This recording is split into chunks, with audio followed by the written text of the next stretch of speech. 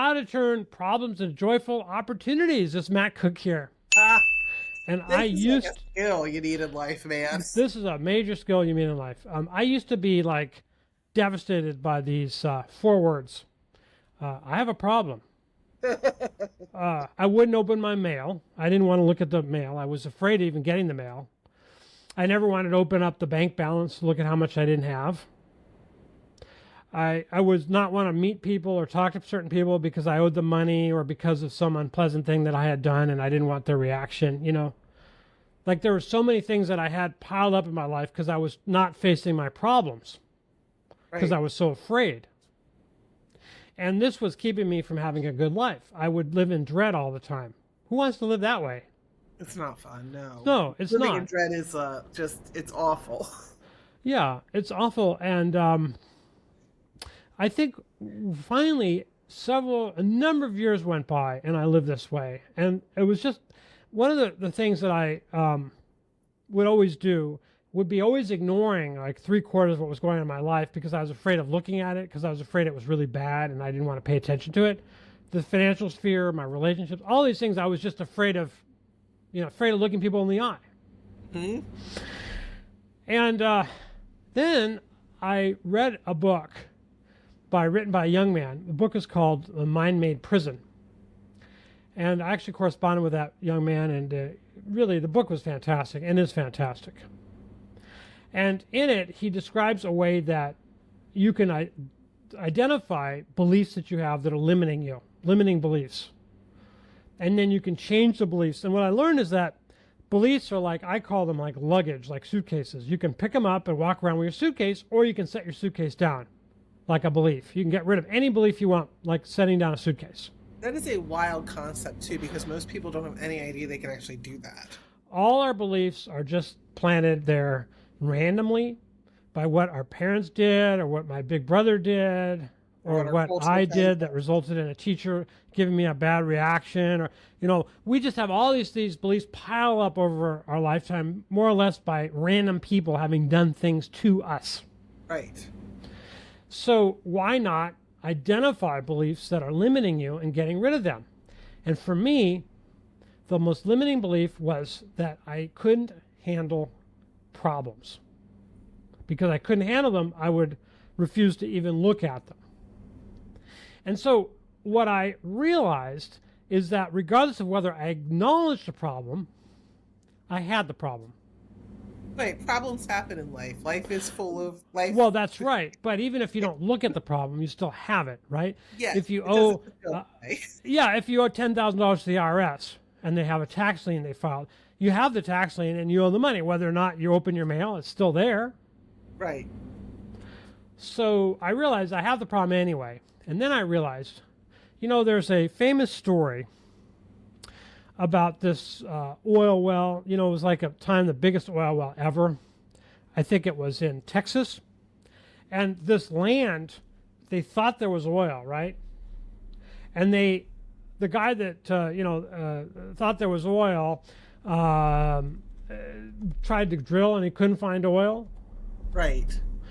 And he sold the land for like as worthless.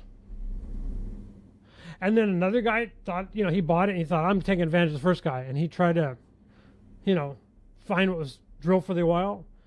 Couldn't find the oil, right? Couldn't find it. And he sold the land as worthless. And it kept going. And eventually somebody ended up, they drilled, and it was a gusher. It was like the most famous gusher in the world where the oil just gushes out of the, what's the name of that one? It's a very famous oil well. Anyway, doesn't matter. The point is that a number of people had bought and sold that without knowing what was underneath. Right. And I realized that a problem is kind of like that underneath the ground. There's something, you don't see it, but it's there. And it could make you a lot of money if you just acknowledged it. So I sort of changed the metaphor to the nugget of gold. I read a book called Think and Grow Rich by Napoleon Hill.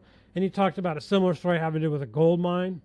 And I realized the problems are like nuggets of gold. The bigger the problem, the bigger the nugget of gold. In other words, if I solve a little problem, big deal.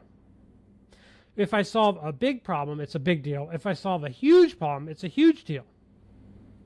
Maybe, for example, a small problem is we ran out of ice cream last night. So I'll go to the market next time we're going. I'll pick up some more ice cream. That's a very tiny little nugget of gold. The big nugget of gold is I figured out a way to get rich. I figured out a way to cure my chronic disease. I figured out a way to save my child. Right. Those are huge nuggets of gold to be mined. So I would tell myself, problems are like nuggets of gold. The bigger the problem, the bigger the nuggets of gold to be mined. And I would jump up and down and get really excited about it. You know, even though I didn't feel excited about it, I would smile, I would jump up and down, I'd be so excited about these big nuggets of gold I was going to mine. Right. And that belief changed, and I would go around and I would find evidence from other people's life. I'd even ask them, when did you solve a problem? Like, tell me something, when a big problem you had, how you solved it, because I'm trying to figure out how to solve mine, and maybe your story can help me. People would tell me all kinds of things, and from that I learned that all these people could take their problems in hand and solve them.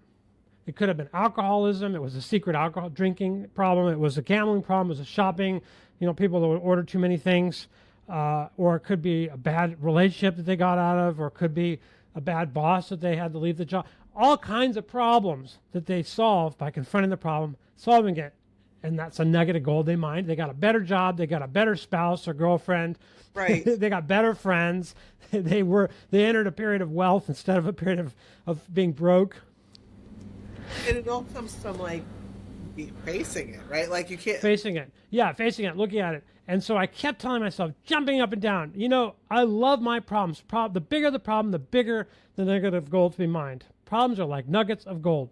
And I would tell myself that, I would jump up and down, and I would be constantly looking for stories proving that that was true. And The that's how mind your belief loves, what's that? That's how you change your belief around. That's the how you topic. change your beliefs. The mind loves to find proof that it's right. Oh my gosh, so much so. It's We great. love being right, So if you tell your brain that problems are like nuggets of gold to be mined, try to find out how that's right. Your brain is going to go around trying to find where that's correct. Yes. And you've changed your belief about problems. And you're going to find that when you change your belief about problems, everything becomes what I call a joyful opportunity.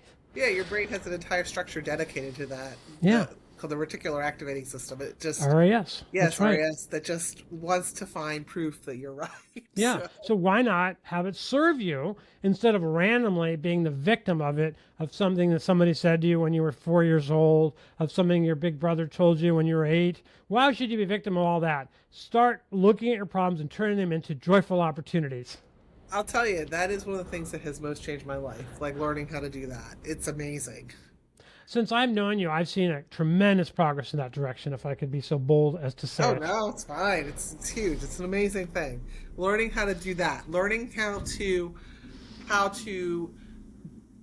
direct my brain to be able to do what I want it to do rather than just what it's been programmed to do has been huge in my life. And it's made me be able to solve tremendously huge problems that I didn't think I could solve previously. It's amazing.